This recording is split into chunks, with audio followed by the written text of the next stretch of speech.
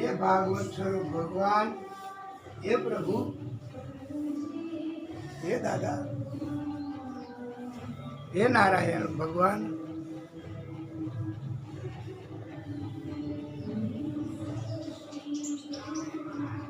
ओम नमो भगवते वासुदेवाय। ओम नमो भगवते वासुदेवाय। वासुदेवाय हरि वासुदेवाय। ओम नमो भगवते वासुदेवाय। हे नारायण प्रभु,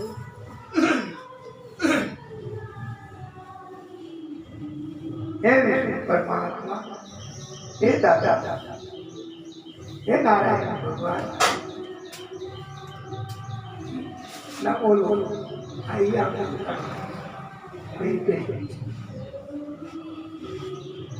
हाँ बोलो करो वाला भक्तो આપણે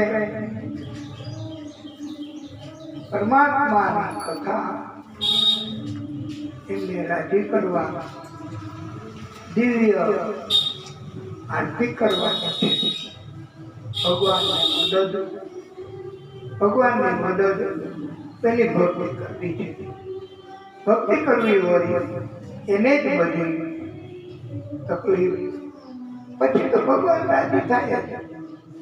અને આ કથા એ ભાગવત એનાથી ભક્તિ આપે છે। તો આપણે આરતી કરશું। ચાલો, મુખમ કરોતિ વાચાલમ પંગુમુલંઘયતે ગિરિ યત કૃપા ત્વમહં વંદે પરમાનંદ માધવમ। आरती श्रीनाथ जी मंगला करी। आरती श्रीनाथ जी मंगला करी। प्रभु मंगला करी। शंख वाग्या श्रीनाथ जाग्या। शंख वाग्या श्रीनाथ जाग्या।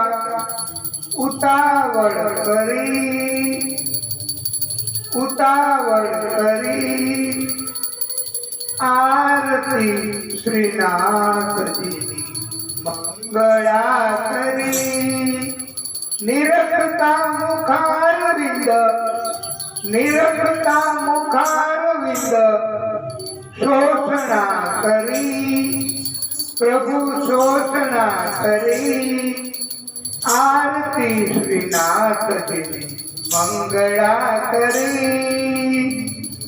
वस्त्रांगीकार कर्या, वस्त्रांगीकार कर्या। जारी भी भरी, प्रभु जारी भी भरी। आरती श्रीनाथ जी मंगला करी। माथे मुकुट काने कुंडल, माथे मुकुट काने कुंडल। मोरली धरी, मुखे मोरली धरी। आरती श्रीनाथ जी मंगला करी। आरती श्रीनाथ जी मंगला करी। घनन घनन घंट वागे, घनन घनन घंट वागे। झालर घणी, प्रभु झालर घणी।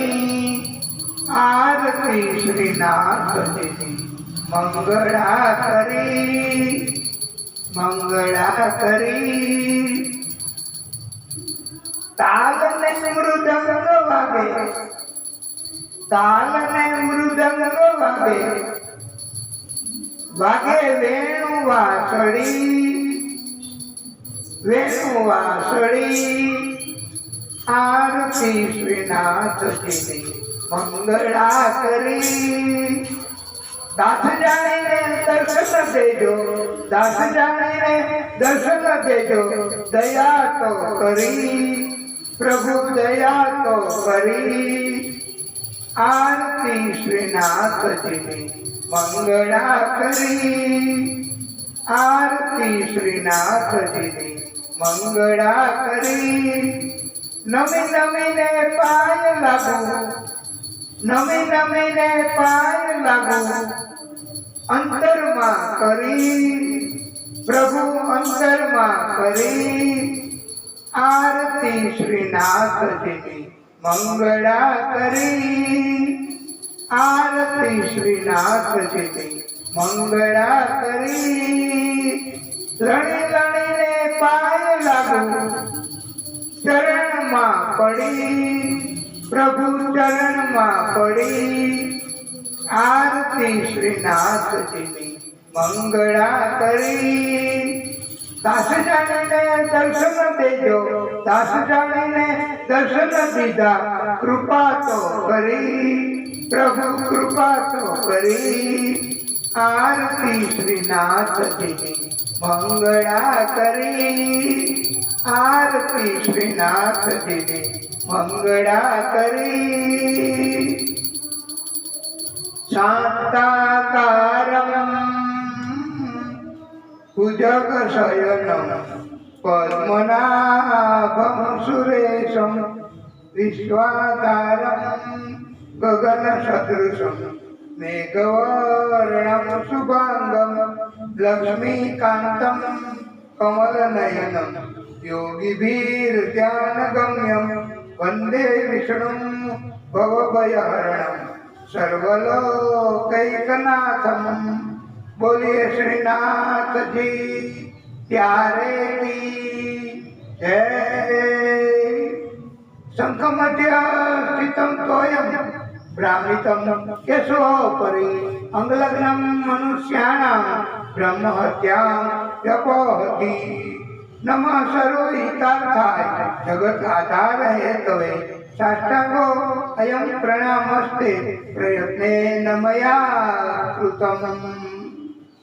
અકાલ મૃત્યુમ હરણમ સર્વવ્યાધિ વિનાશનમ વિષ્ણુ પાદોદકમ પીત્વા પુનર્જન્મ ન વિદ્યતે. શુભમ કરોતિ કલ્યાણમ આરોગ્યમ ધન સંપદા શત્રુબુદ્ધિ વિનાશાય દીપ જ્યોતિ નમોસ્તુતે.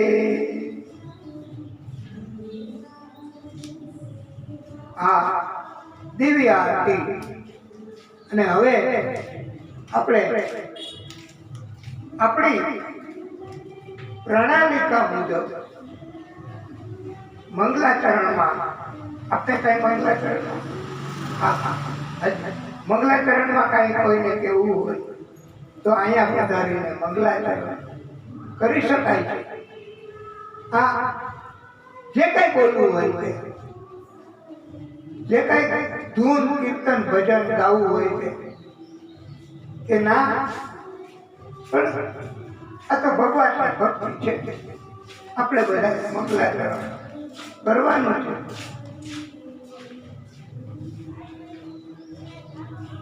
વંશી વિભૂષિત કરા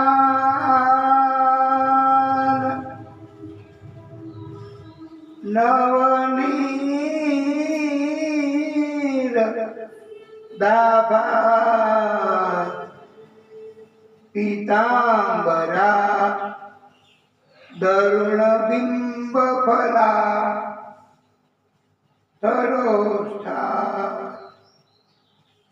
પૂર્ણેન્દુ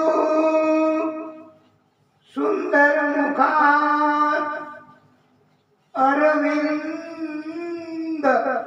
નેત્રા કૃષ્ણા પરમ કિમપી તત્વમ અહમ ન જાને.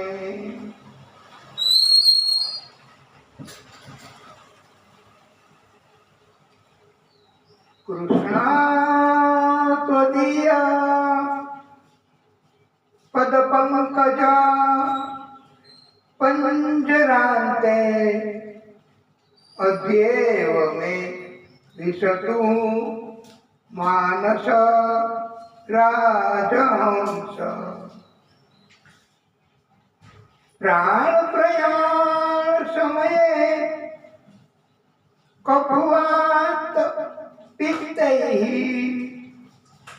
કંઠાવરોધન વિદ્યૌ સ્મરણં કૃતતે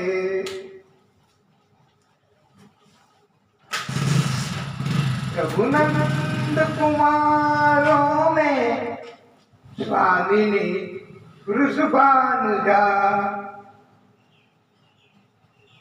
કૃતાર્થોહમ ન સંશય આ સ્તુતિ દિવ્ય છે, કોઈ પણ રાગમાં ગાઈ શકાય એવી રીતે બનાવી છે, રચના કરી છે સ્તુતિનીઓ. તો કોઈ પણ રાગ પછી બીજાને ઉપયોગમાં લીધો હોય તોય અગાઉ, પણ એના અગાઉ તો આ રચના પ્રભુની જ છે. પ્રાણ પ્રયાણ સમયે તો એને બીજા રાગમાં મિલા દિલ તુજસે તો प्राण प्रयाण समये मिला दिल तुझसे तो कफवात पित्ते ही ख्वाब देखे ऐसे कंठावरोधन विद्यो जुनून जाने कैसा स्मरणं कृतस्ते जवा दिल पे छाया दिल में ऐसा दर्द उठा दिल हो गया दीवाना दिल हो गया दीवाना कृतार्थोहम न संशय दीवानों ने इस दुनिया में दर्द का नाम दवा रखा है. कोई પણ રાગ ઉપર આ સ્તુતિ કરી શકાય છે. कृष्णं नारायणं वन्दे प्रजप्रियं कृष्णं द्वैपायनं वन्दे कृष्णं वन्दे पृथासुतं कृष्णं वन्दे पृथासुतं. આ સ્તુતિ બહુ દિવ્ય છે. આપણે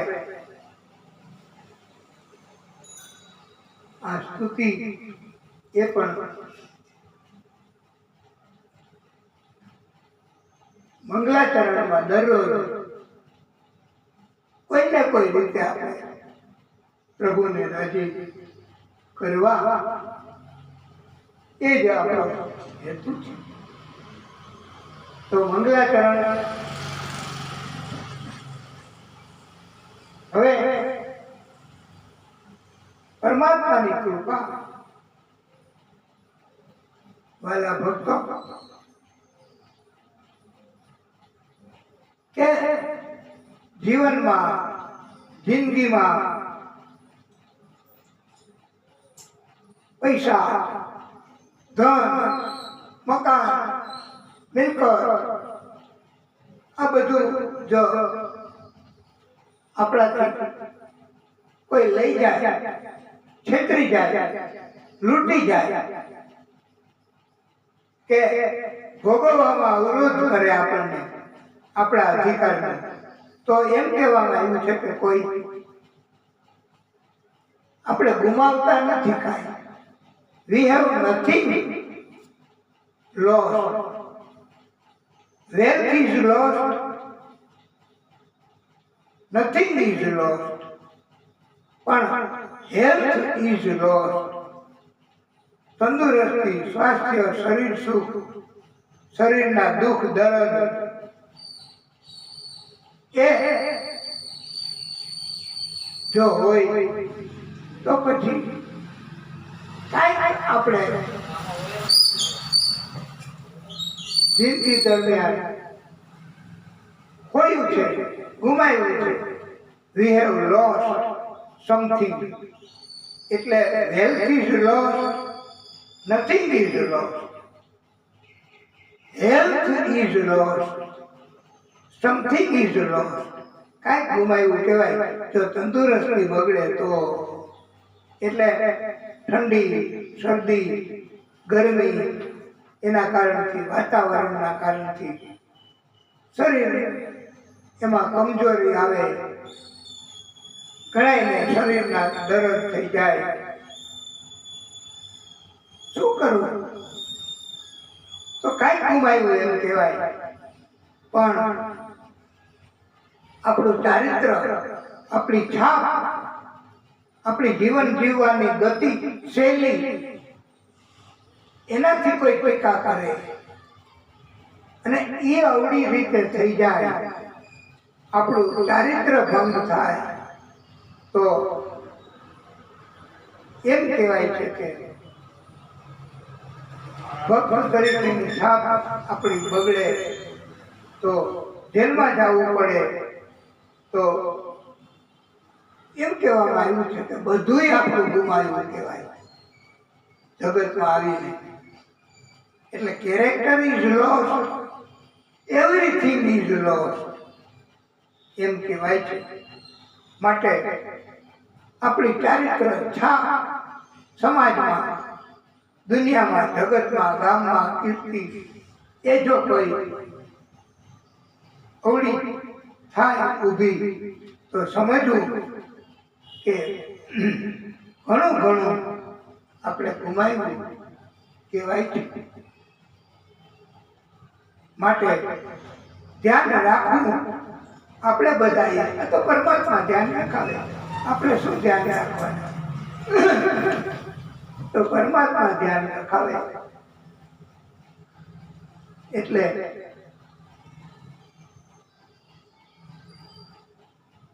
આપણે ધ્યાન રાખવું ચારિત્રનું. વાલા ભક્તો, કથા એમાં એક અજામિલની કથા, એ બહુ મોટો લડારો હતો. બધું લઈ લેતો, છળ કપટ કરીને.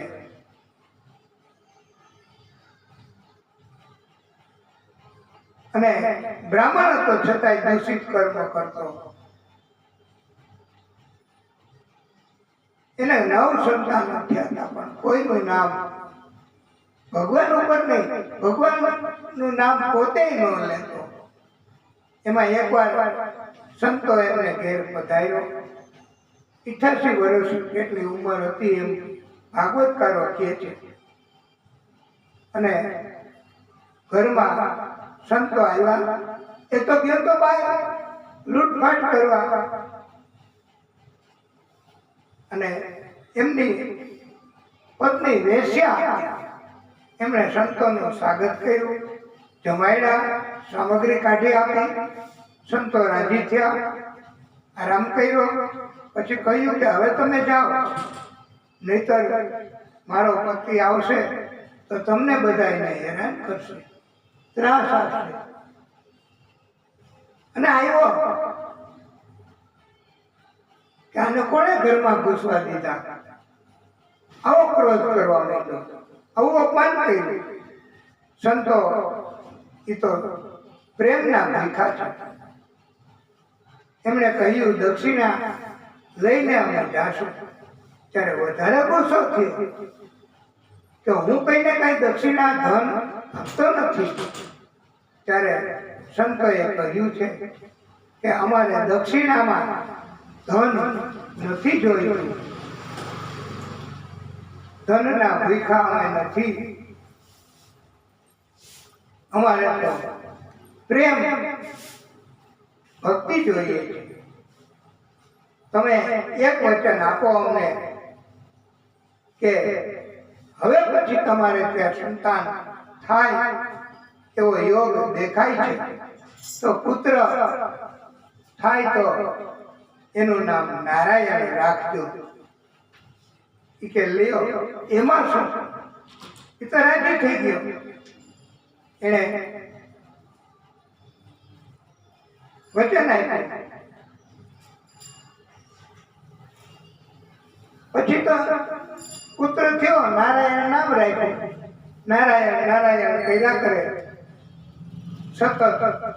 અને ભગવાન આ નામ લેવાય, એને ખબર નહોતી કે આ નામ ભગવાનનું છે. એને ખબર નહોતી કે આનાથી ભગવાન રાજી થશે. પણ એવું થયું કે એમને ભય લાગ્યો જીવનમાં. એમને રાક્ષસો યમદૂતો એ મોટી ઉંમર થાય દેખાવા માંડ્યા. મોટી ઉંમર થાય ત્યારે ગટપણમાં ઘણાય ભય લાગે હો. આપણને બધાય નહીં લાગે, ઘણા પ્રકારના ભય જીવનમાં. આપણે જે કઈ કર્મ કર્યા હોય એના ભય લાગે. તો એ તો ભીખમાં ને ભીખમાં એના દીકરા નારાયણને બોલાવવા માંડ્યો. એ નારાયણ, એ નારાયણ, અહીંયા આવ, મને તો બીક લાગે છે. ત્યારે નારાયણ પ્રભુના પાર્ષદો આવી ગયા. અને આ નારાયણ પ્રભુના પાર્ષદો સેવકો એમણે બધો ભય દૂર કરી દીધો. બધાને પગાડી મૂક્યા. એમને જોયું પોતે આ કષ્ટ ભોગવતા ભોગવતા પછી તો એને એમ થયું કે લે, આ નારાયણ ભગવાનના નામ લેવાનો, જપ કરવાનો, કે કોઈ પણ ભગવાનની ભક્તિ જપ કરવાનો, મંત્ર બોલવાનો મનમાં મનમાં, તો એનાથી આટલું બધું પુણ્ય, આટલી બધી કૃપા મળે પ્રભુની. પછી તો ઈ સતત ભક્ત બની ગયો. નામ જપ કરે. આપણે પણ નામ જપ કરવા અજામિલની જેમ આપણને પણ ભગવાનની કૃપા થાય. અને એમ કહેવામાં આવ્યું છે કે ભયથી, લાલચથી, કોઈ પણ કારણથી ભગવાનનું નામ લેવું જો લેવાઈ જાય તો એનું ફળ એ મળે છે. એમ નહીં કે સ્વાર્થથી નામ લઈ તો ન મળે. એમ નહીં કે ભય છે ગઢપણનો કે કોઈ પણ રીતનો કષ્ટનો તો આપણે ભગવાનનું નામ લઈ તો પણ ના. કોઈ પણ રીતે ભય, કોઈ પણ રીતે ભગવાનનું નામ લેવું બસ. અને આ વાતને સમજાવવા માટે પંડિતોએ કહ્યું છે, ભાવ કુભાવ અનપ આલસહુ કરવું નાય રઘુનાથી માથા નામ જપત મંગલ દિશી દસુ સુમિરી સો નામ રામ ગુણ ગાથા. ભગવાનનું નામ લેવાથી કોઈ પણ રીતે, અને એટલે તો એ ભગવાન કરતા એના નામનો મહિમા વધારે છે. એનું કારણ શું કે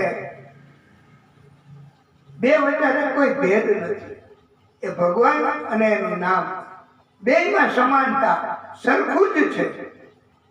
એટલે એનું નામ લેવાનું અને એનો જપ કરવાનો. તો પ્રભુની અરે ઉલટું નામ જપીએ ને, રામ રામ રામ રામ રામ રામ રામ રામ, એને બદલે મરા મરા મરા મરા મરા મરા મરા મરા, તો એવું સીધું કરી દે. આવી પ્રભુની કૃપા છે. નામનો મહિમા સમજાયો છે. અને એટલે સુધી કીધું છે કે તમે તમારું જ નામ લ્યો ને તોય એ ભગવાનનું જ બનાવેલું છે. બ્રહ્માજી એમના જ આ નીકળેલા અ ઉ ને મ શબ્દો છે. તો આપણું નામ એ પ્રભુની જ રચના છે. તો એનાથી નામ જપથી કૃપા થાય છે. એક નિયમ રાખવાથી પણ કૃપા થાય છે. ઘણા નથી ટેક રાખતા કે મારે ત્યાં સંતાનો થશે અને પ્રભુની કૃપા થશે તો હું ચાલીને જઈશ. અમારા સગા ભાણે એમણે એવી માનતા કરી હતી ગયા વર્ષે, હજી વર્ષ પૂરું નથી થયું, કે 270 કિલોમીટર 71 કિલોમીટર ચાલીને જાવું. અને એમના સૂચન, એમના આનંદ માટે અમે પણ એમની સાથે જોડાયા અને આખી અમારી યાત્રાઓ પૂરી કરાવી પ્રભુએ. એટલે આ બધી ટેક, અને કષ્ટ હોય ત્યારે ટેક આપણે લઈ લઈએ, પણ પછી ટેક એ આપણે પાલન કરી શકતા ન હોય, એ પ્રભુની કૃપા ન હોય તો અઘરું પડે. ભગવાનને તો બહુ હેલું છે, કોઈ પણ કાર્ય કરી આપણે મદદ કરવી એ બહુ સહેલું છે, પણ પછી આપણે એના બદલામાં જે કરવાનું છે એ કેવી રીતે કરવું, એ આપણને ભગવાન શક્તિ આપે તો થાય ને. એટલે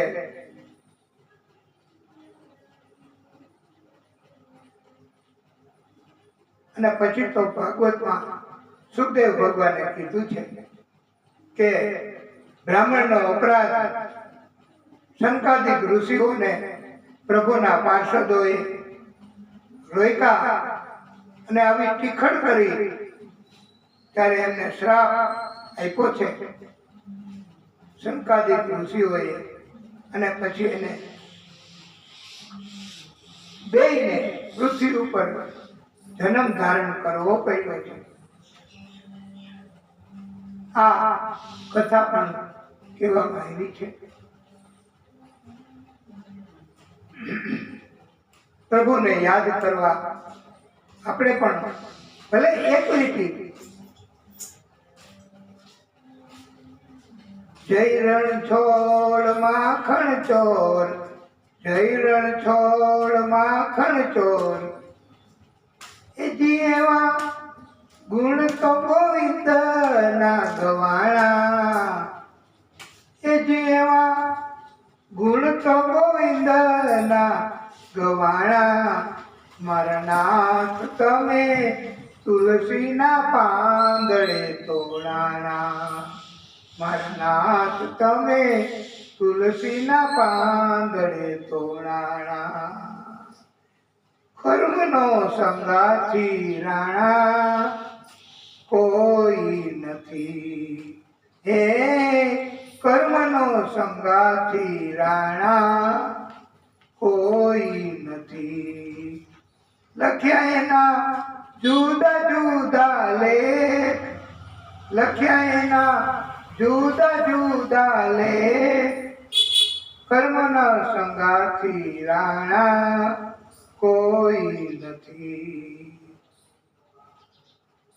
એક રે ગાયના દો વાછડા, એક રે ગાયના દો વાછડા, લખ્યા એના જુદા જુદા લેખ, લખ્યા એના જુદા જુદા લેખ, એક રે બન્યો શિવજીનો પોઠિયો, બીજો કાચીડાને ઘેર, બીજો કાચીડાને ઘેર, બે પોઠિયા એક જ ગાયના. તો એ કેમ એક કાચીની ઘેરે એને ફૈરાજ કરે એ નહીં જગ્યાએ હોય, ગતિ ન થાય. એમ એવા કર્મના હિસાબે પાપ કર્મોને હિસાબે એવા પણ જન્મ થાય છે વાલા ભક્તો. માટે કર્મ કરવા અને સાથે આવશે એ આપણી સાથે, પછી કર્મ જ કામ લાગવાના છે. અને કર્મ સિવાય બીજું કાંઈ નથી. બ્રાહ્મણો, દૂધ આપતી ગાયો, અનાથ પ્રાણીઓ અને મજબૂર માણસો કે જેનું કોઈ નથી, એનું આપણે સેવા કરવી તો ભગવાન રાજી થાય. આ વૃદ્ધાશ્રમમાં એ જ છે ને,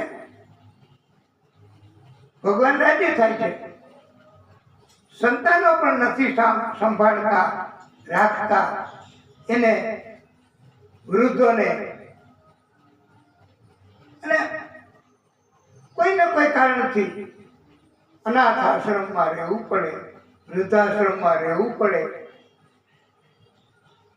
તો ભગવાન વૃદ્ધાશ્રમ વાળા ઉપર રાજી થાય છે અને એની ઉપર કૃપા કરે છે. આવી રીતે બધા ઉપર કૃપા કરનારા તો પરમ કૃપાળુ પરમાત્મા છે. અને એમ કહેવામાં આવ્યું છે વાલા ભક્તો કે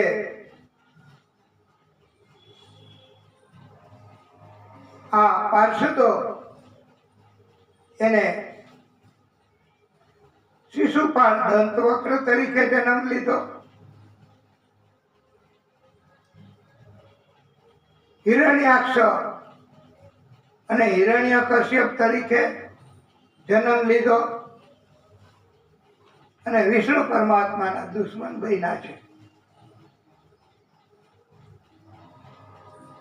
હિરણ્યકશ્યપ એની પત્ની કયાધુ, એને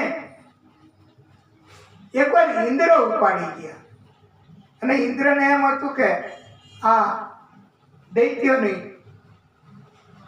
ઉત્પત્તિ કરશે, એને જન્મ આપશે, એટલે આને જ મારી નાખું. પણ ક્યાં પહોંચ્યા? નારાયણ નારાયણ નારાયણ. નારદ મુનિ એમણે બચાવ્યા છે, ઇન્દ્રને સમજાવ્યા છે, અને કયાધુને બચાવી લઈ ગયા આશ્રમમાં.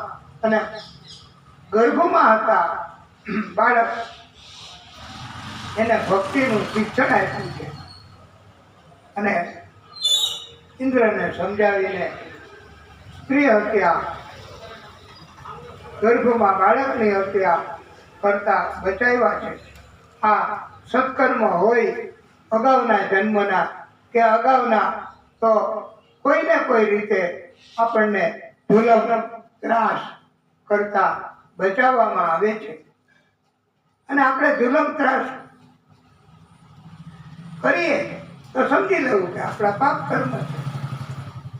જો અટકી જાય આપણે જુલમ ત્રાસ કરતા, તો સમજી લેવું કે આપણા પુણ્ય કર્મો એનો ઉદય થયો છે. આ હિરણ્યાક્ષને તો માર્યો, પણ હિરણ્યકશ્યપ એમણે કઠોર તપ કર્યું. તપ તો કરવું પડે. રાક્ષસો, દૈત્યો એમણે જુલમ ત્રાસ કરવા અને ભોગ ભોગવવા માટે તપ કરવું પડે, તો જ કંઈક સફળતા મળે. અને એમ છતાંય દૂષિત ઈરાદો, જુલમ કરવાનો ઈરાદો, પાપ કર્મનો ઈરાદો, તો એનાથી તપ કરવાથી એ કાંઈ સફળ નથી થવાતું, એવું પણ આગળ કથામાં આવે છે. હિરણ્યકશ્યપ એમણે તપ કર્યું છે. નારાયણ નારાયણ નારાયણ એમ પોપટ તપ કરતો તો ને આવીને બોલવા માંડ્યો, ત્યારે એમણે તપમાં દુશ્મનનું નામ લે છો એમ કરીને પછી તો એવું તપ ચાલુ કરી દીધું બ્રહ્માજીનું. ઓમ બ્રહ્મણે નમઃ, ઓમ બ્રહ્મણે નમઃ, ઓમ બ્રહ્મણે નમઃ. અને બ્રહ્માજી પ્રસન્ન થયા. બ્રહ્માજીને પ્રસન્ન કરીને બ્રહ્માજીએ કહ્યું વર માગો. એમણે કીધું કે તમે મને અમર બનાવી દીધું. બ્રહ્માજી કે હું અમર નથી, તો તમને કેમ અમર બનાવી શકું?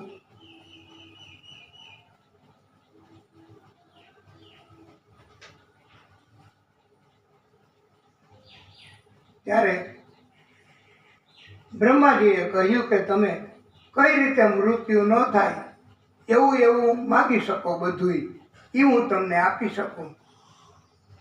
પણ ત્યારે તો એમણે પોતાની ઉત્તમ મતિ બુદ્ધિ એનો ઉપયોગ કર્યો. પણ ભગવાનથી વધે બુદ્ધિ, ભગવાનની જ રચના છે. તો અને ભગવાન કહે છે કે તું ચકોર છો, તું ચતુર છો, તો હું ચતુર શિરોમણી છું. પછી તો એમણે માગ્યું કે મારું મૃત્યુ દિવસે ન થાય, રાત્રે ન થાય, 12 મહિનામાં કોઈ મહિનામાં ન થાય. તમારા સર્જનથી, જીવથી, મનુષ્યથી, બ્રહ્મા આપના કોઈ પણ સર્જનથી મૃત્યુ ન થાય. અસ્ત્ર શસ્ત્રથી ન થાય. ઘરમાં નહીં, બહાર નહીં, આકાશમાં નહીં, પાતાળમાં નહીં, પૃથ્વી ઉપર નહીં. બધું જ બ્રહ્માજીએ મંજૂર કર્યું. અને પછી એમણે માની લીધું કે હવે એમનું નહીં મૃત્યુ આવે.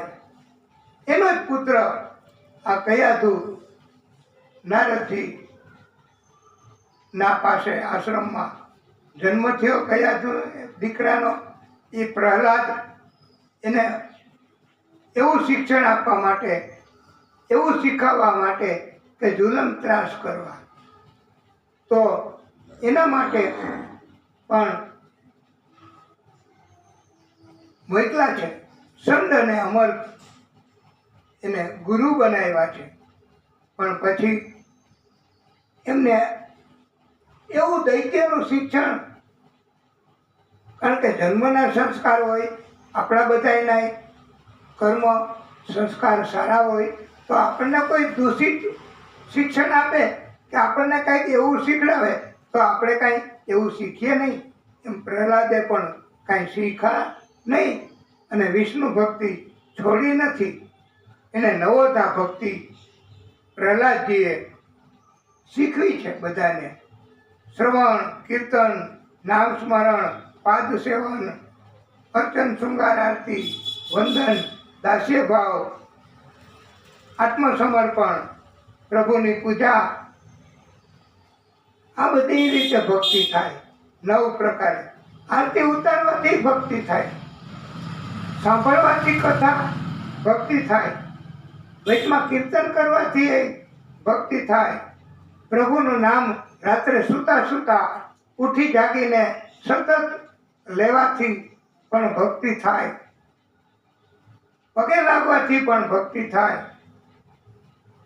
શણગાર ભગવાનને સજવા વૈષ્ણવો સજતા હોય, એને આરતી કરવી ગણાય, એનાથી એ ભક્તિ કહેવાય.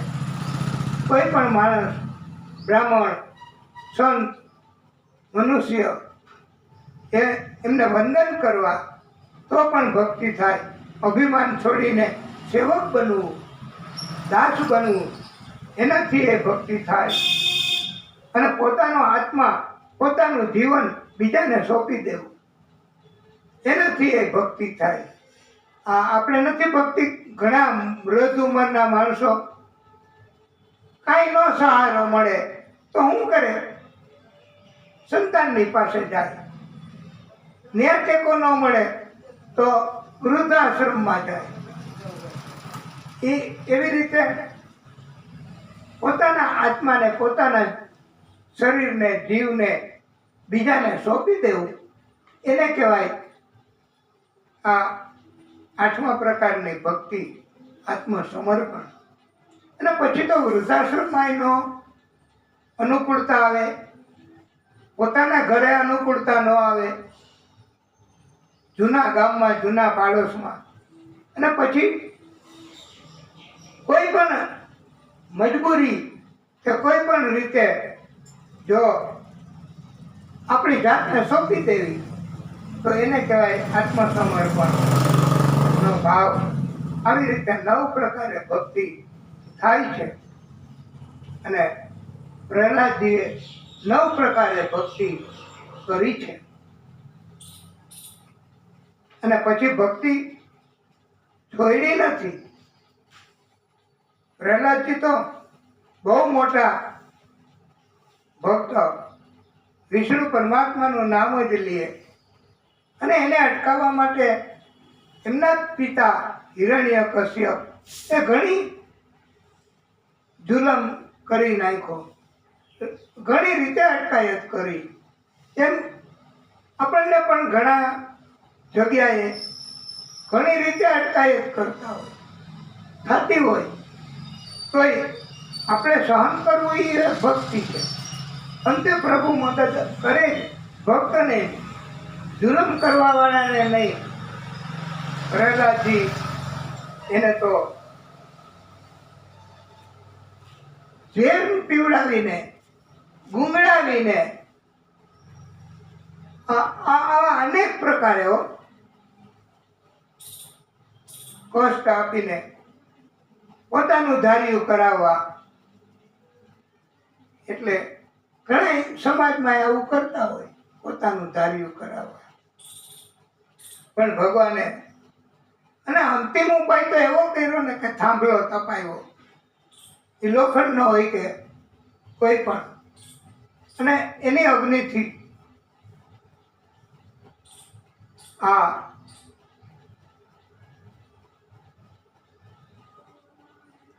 થાંભલાને ભેટી પણ. એમાં તારા ભગવાન છે?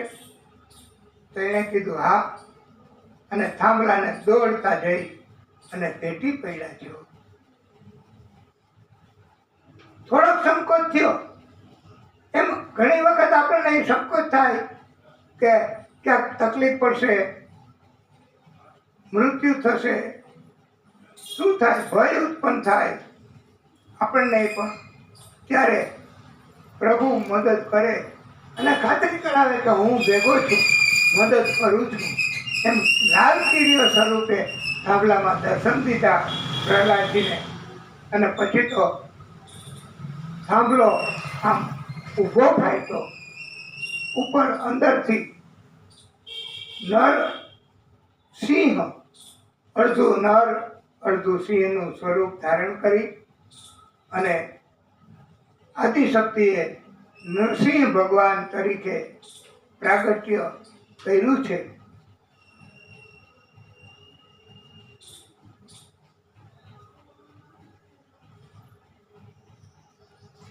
અને આવી રીતે અડધું નર અને અડધું નારીનું સ્વરૂપ મહાદેવજીએ ધારણ કર્યું જ છે.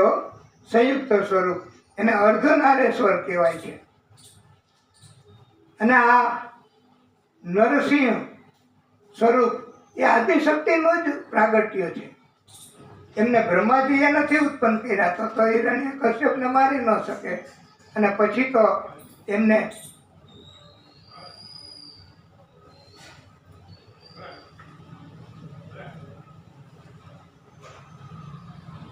ગોદમાં લીધો સંધ્યા ટાણે. અને વાઘ જેવા, સિંહ જેવા નખથી એમને ચીરીને મારી નાખ્યો છે.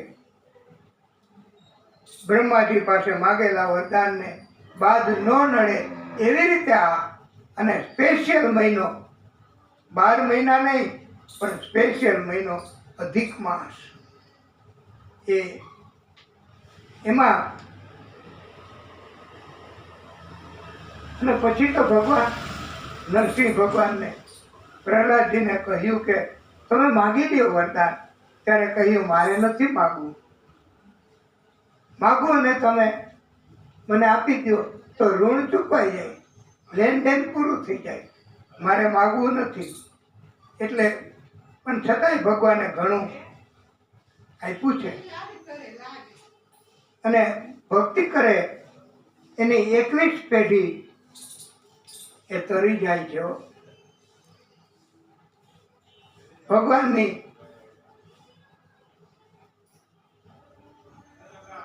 આપણે તો ઘણી વાર આદત પડી ગઈ હોય પ્રભુથી વિમુખ રહેવાની, પ્રભુથી વિમુખ થવાની, એટલે પછી આપણે સુધરી ન શકીએ. આ હિરણ્ય કશ્યપની જેમ. અને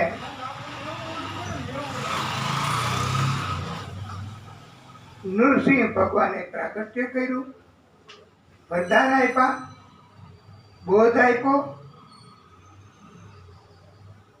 બોલીએ નૃસિંહ ભગવાન કી જય. અને કહ્યું કે પ્રહલાદ, હું તમારી પેઢીમાં કોઈનો વધ હવે પછી નહીં કરું. અંતકાળ સુધી તમે રાજ્ય સુખ ભોગવશો, વૈભવ ભોગવશો. ભગવાન આપે તો ભોગવી શકાય હો. હા, ભગવાન આપે ન ભોગવી શકાય એવું કઈ હોય જ નહીં. કારણ કે ભગવાન આપે છે. માણસ આપે એ આપણે નહીં ભોગવી શકીએ. કોઈ મકાન આપે તો આપણે ભોગવી નહીં શકીએ, પણ ભગવાન આપે એ ભોગવી શકાય. અને એમ કહેવામાં આવ્યું છે કે ભગવાનની સેવા, ભગવાનને રાજી કરવા. નારદજીને કીધું તો તમે તમારી માની સેવા કરો ભાઈ, પછી ભક્તિ કરજો. એમ માતા પિતા એની સેવા કરવી પહેલા, પછી જ ભક્તિ કરવાની. એ જ સાચી ભક્તિ એમ કહેવામાં આવ્યું છે. અને આ વાતને સમજાવવા એમ કહ્યું છે, કભી પ્યાસે કો પાની પિલાયા નહીં, कभी माँ बाप की सेवा की ही नहीं, बाद में मंदिर जाने से क्या फायदा. પછી મંદિરમાં જઈને શું ફાયદો? પછી ત્યાં ભગવાન તો રહ્યા નહીં, કારણ કે તમે જીવતા માતા પિતાની સેવા કરતા નથી, કરી નથી. પછી માતા પિતાની ગતિ થઈ જાય, પ્રભુના ધામમાં વયા જાય, પછી તમે મંદિરે જઈને બેસો તો એ તો અબ ક્યાં હોગા, જબ ચીડિયા ચૂક ગઈ ખેત. પછી શું થાય? એટલે એમ કહેવામાં આવ્યું છે કે માતા પિતા હયાત હોય તો એમાં ભગવાન જાણી, એમાં ભગવાન સમજી અને માતા પિતાની સેવા કરો. આવી રીતે ઉત્તમ બોધ આપ્યો છે. કીર્તન, હરિનામ સ્મરણ એને મહત્વ આપ્યું છે.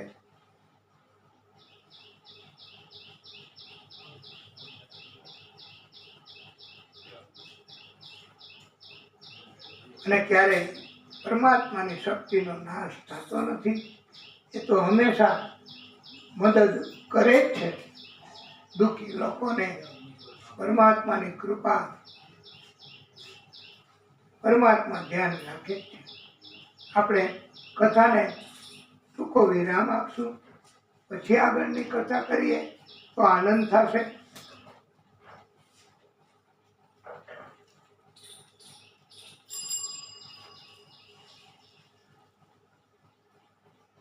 હે પરમાત્મા, હે પરમ કૃપાળુ, હે ભાગવત સ્વરૂપ ભગવાન,